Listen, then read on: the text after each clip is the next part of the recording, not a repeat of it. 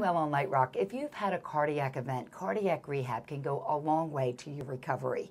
Joining us now is the Clinical Director of Cardiac Services at Bacharach, Ron Franceschini. What types of diagnoses do you see? Mainly heart attacks, bypass surgery, heart failure, stent placement. What should people know about cardiac rehab? Well, usually the patient gets evaluated, and from that evaluation, we do 3 times a week for up to 12 weeks. What are some of the things you do in cardiac rehab?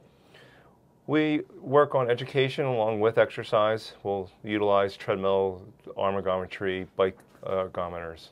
Do you ever have people that are maybe a little bit hesitant? They just maybe got over a heart attack or something along those lines, and they feel a little nervous? I would say half our patients are a little anxious, same with their spouses, because they don't know what they can and can't do.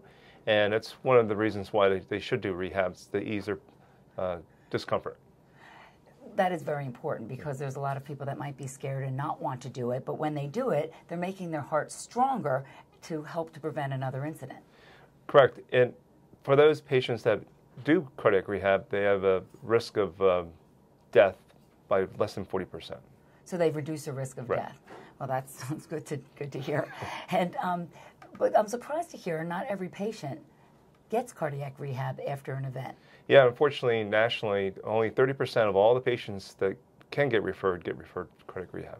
So take-home message, if you've had some sort of cardiac issue, talk with your doctor. Talk to your cardiologist and say you're very interested in cardiac rehab. It goes a long way to recovery. All right, thanks so much. Ron Franceschini, Clinical Director of Cardiac Services at Bacharach Institute for Rehabilitation. And you're living well on Light Rock 96.9 WFPG.